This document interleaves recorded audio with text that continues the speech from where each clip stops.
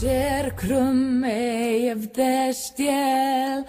Etnig binde gokken vel, flöj ur fjalla gjóðu, flöj ur fjalla gjóðu. Vítir yfir byggt og búr, að bæjum fyrr en vatnið hjúr, vævar vængjum skjóðu, vævar vængjum skjóðu.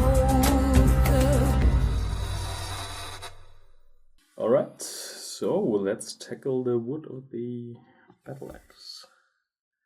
I mixed you can see on the palette, I mixed some mud brown with a lot of black to grade down. We will not start with a wash, as it's not covering enough. Yeah.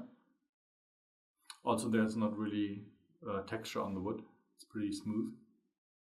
So a wash wouldn't really pick out any details either. Yeah, there's a very, very fine wood grain in there. Is it? Yep. Okay. But it's a little hard to see, I guess. Also due to the black and white foundation. Okay, so nothing special so far.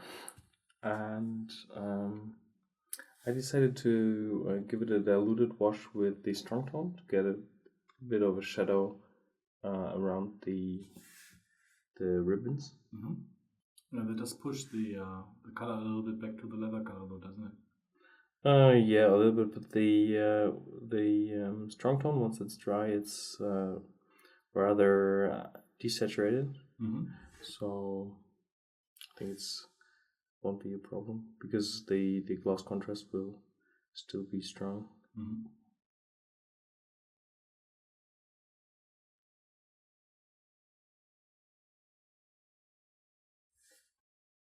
In the next step, we will paint a little bit of fine lines on the wood to give it a little bit more grain.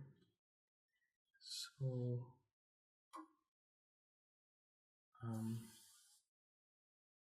I will mix the color that I've used previously with a little bit of the rucksack tan and some white.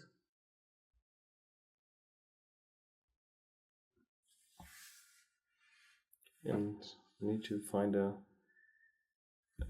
way where I can pull the brush in one good direction without having to stop.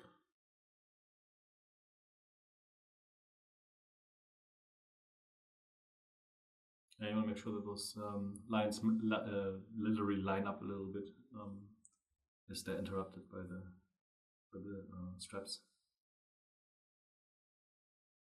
Now you can see how important, or why a good tip on a brush is so important. It's not really the size of the brush, it's just the tip that's so important.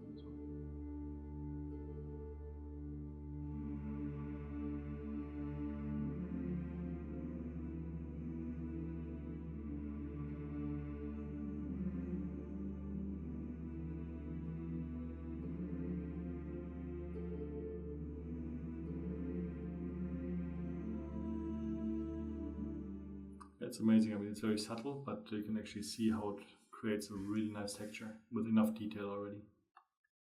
Yeah, and I just used these lines as well to also indicate the highlight from there. I think I need just a second line just next to it that is not as bright to pull the light a little bit more over the surface.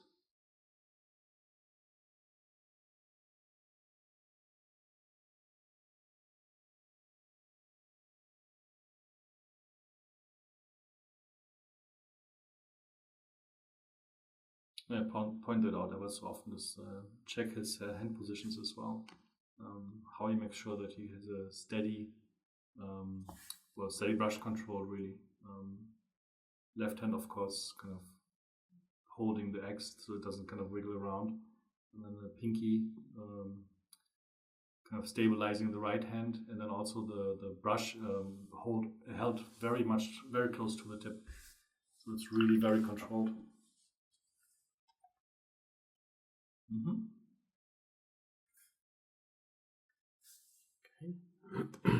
So I guess you'll continue that all over the eggs? Yeah, but it will be stronger here to the top because I want the light to make the grain more visible on to the top of the eggs. Because that part, let me put the arm in place. Yeah. Because you see this here is much closer to the center of attention. But yeah, I will continue to pull the grain down here a little, also to the top. And should we show the straps on cam? Because there will be pretty much as the brown part of the jacket. Honestly, I think we've seen so many washes. You're going to use the same stuff, right? Yeah. You're going to use a soft tone this time, I guess? No, I will use strong tone and brown ink. Yeah, to get the more reddish. To get the more reddish brown. Yeah. And maybe just paint in a few highlights, but just very few. Yeah, I'd say we've. I will just decide this. So crucify me if that's not good. But we'll do this off cam, and we'll be back after that is done. Okay, perfect.